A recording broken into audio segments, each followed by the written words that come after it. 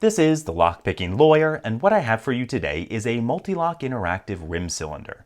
These are essentially a mid-level option if you're looking at higher security cylinders for your home or business. Now, I've shown many Mul-T-Locks before on this channel, and what makes them unique is the concentric pin design.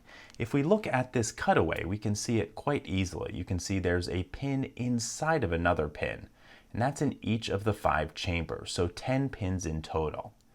I've often said that the hardest part of picking these locks is precision pick placement. It's something that took a while for me to learn. Well, enter this tool. It was just sent to me by George at Geo Locksmith in Brooklyn, and he is, I believe, the North American distributor for it. It's called the Rotar pick, and it seems designed to make pick placement the easy part of picking Mul-T-Locks, and I think it does that quite well. Lateral pick placement, that is movement from side to side, is controlled very tightly by the mechanism. You don't see any side-to-side movement, and the depth is controlled by moving this knob, and you have guide marks on both the knob and the lock body, so you know exactly where you are in the lock. Now, you still need to know how to pick Mul-T-Locks, but it does take a major variable out of the equation. Essentially helps you make the most of your existing picking skills. Now, what about drawbacks? Well, this tip, or the frame of the tip I should say, will fit many of the most popular Mul-T-Lock keyways, but you may need others which you will have to buy separately. George sent me one extra for a few different keyways here. Second, the pick tip, the part that actually moves and lifts up the pins, is very, very long, and that makes for a fair bit of twisting flex. You can see it's from here all the way to the front of that knob. That's about double a normal dimple pick. That translates into slightly degraded feel, but I think it's a trade-off that many pickers would make. It is, however, very noticeable. Now, it bears note that I am probably not the best person to evaluate how much this helps with picking Mul-T-Locks, and that's because I have a fair bit of experience picking these. So what I did to get a better idea of how it would help someone inexperienced was take it to a TOOL meeting. TOOL is an acronym for the Open Organization of Lock Pickers, and I put this in the hands of someone who had never picked any sort of dimple lock before. And he opened a Mul-T-Lock in 15 minutes. I think that was more impressive, to me at least, than anything that I've done with this pick. Okay, enough talk. Let's get this lock in the vise, and I will show you how this tool works. I'll try to arrange this to give you the best possible view of the pick's operation.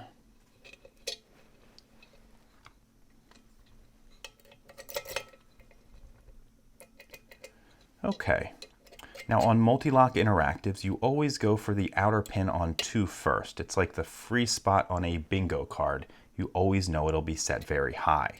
We got a bit of a false set, so let's go back to the beginning and start setting the other outer pins. I got 1, that's 3, that was 4, and that was 5. Going back, I think I'm stuck on the inner pin on 3. Got a little click out of him. Nothing on 1. I think the inner pin on 2 needs some help. Got a nice click there and a much deeper false set. Nothing on the inner or outer on 3. Click on the inner pin on 4. Click on the inner pin on 5. Click on the inner pin on 1, and we got this open. As you can see, that was pretty darn fast. Okay, let's take this lock apart and I will show you what's inside.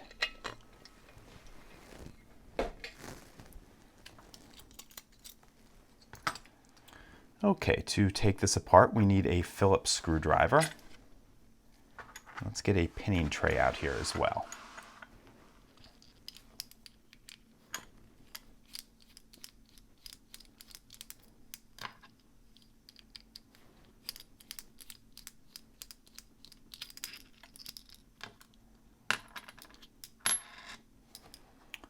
Okay, now we should just need the key and a follower to open this up.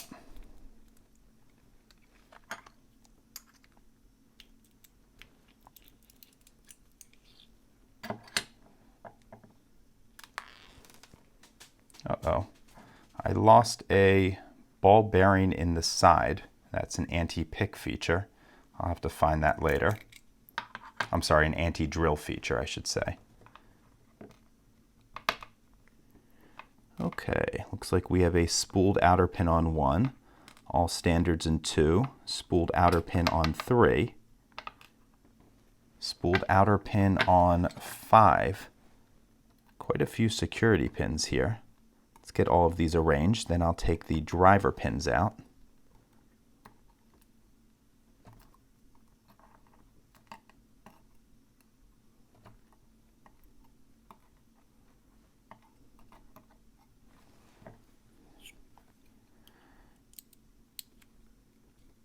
Okay, driver pin number 1 has a spooled inner and outer pin. Number 2 has a standard outer and a spooled inner. Spooled inner and outer on 3. Same on 4. And same on 5. Let's drop all these springs out. They should all be the same, and indeed they are. Now these Mul-T-Lock interactives have a really interesting feature, and that is a little bit of countermilling on the inside of these outer pins and spooling on the inner pins. That essentially locks them together. It's hard to show it to you, but it is, or at least it can be, very tricky to pick. Okay, let me give you a close-up of all of this. Okay, for the inner key pins, they're all standards. Then for the outer key pins, we have a spooled top in slot 1, 3, and 5, and standards in slots 2 and 4. Then we have that inner counter milling. That's only on slots 2 and 4, I believe.